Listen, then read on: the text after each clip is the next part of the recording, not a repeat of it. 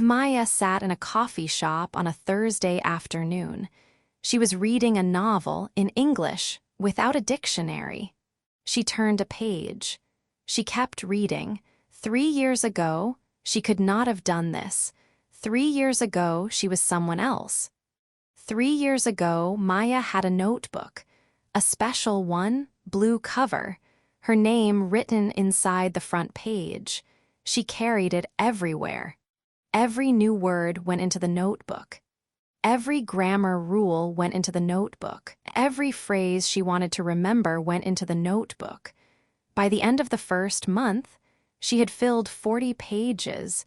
She felt like she was doing everything right. She was not doing everything wrong, but nobody had told her the most important thing yet. Back in the coffee shop, a woman sat down at the next table. She looked at Maya's book. "Is that good?" she asked. Maya looked up. "Yes," she said. "It's slow in the beginning, but then it pulls you in." The woman smiled. "Maybe I'll try it." They talked for 2 minutes about the book, about the author, about reading in a second language. Then the woman went back to her laptop.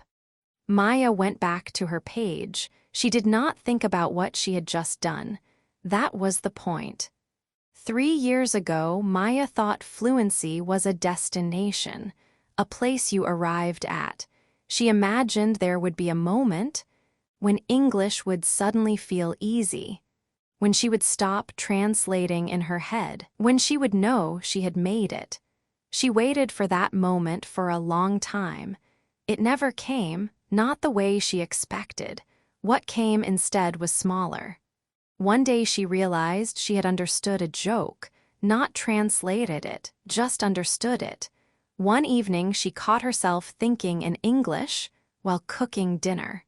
One morning she read an email from a colleague and answered it without stopping to plan the sentences.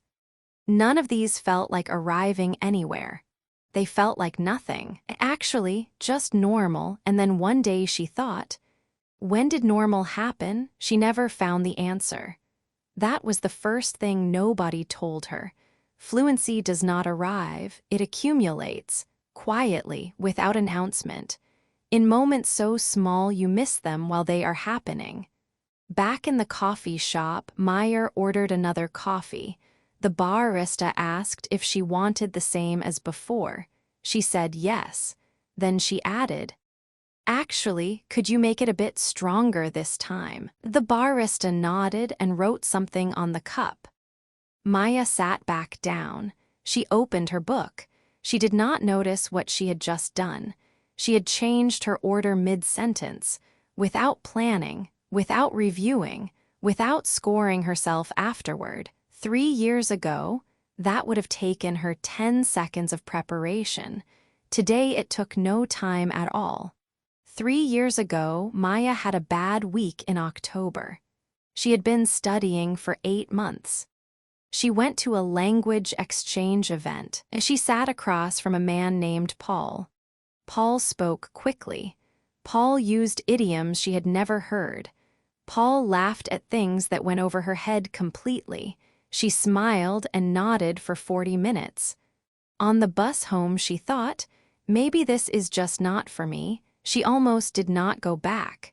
Nobody had told her that bad weeks were not signs. They were just weeks. The week after, she went back. She understood more of what Paul said, not because she had studied harder, just because she had shown up again. That was the second thing nobody told her.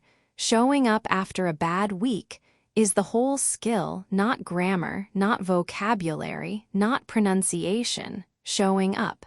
Maya finished her coffee. She put a bookmark in her novel. She looked out the window for a moment. She thought about something her teacher had said in the very first class. The teacher had said, "Your English will never be perfect." But perfect is not the goal. The goal is to be understood and to understand. Everything else is extra. Maya had not believed her at the time. She had thought the teacher was just trying to make them feel better. She believed her now. 3 years ago, Maya had one more question she never asked anyone. She wrote it in the back of the blue notebook. She wrote it small in the corner of the last page. The question was, what if I do all of this and I am still not good enough? She never answered it. She just kept going. And one Thursday afternoon, she sat in a coffee shop. She read a novel without a dictionary. She talked to a stranger about a book. She changed her coffee order without thinking. And the question in the notebook was still unanswered, but it had stopped mattering, because somewhere along the way, good enough had quietly become enough. So here is what nobody told you at the beginning. There is no moment when it clicks. There is no week when everything becomes easy. There is no test you pass that means you have arrived. There is only the accumulation, word by word, conversation by conversation. Bad week followed by another week, and one day, you will be sitting somewhere ordinary, doing something ordinary in English, without thinking about it, and you will not notice until later. And that is exactly what it feels like to get there.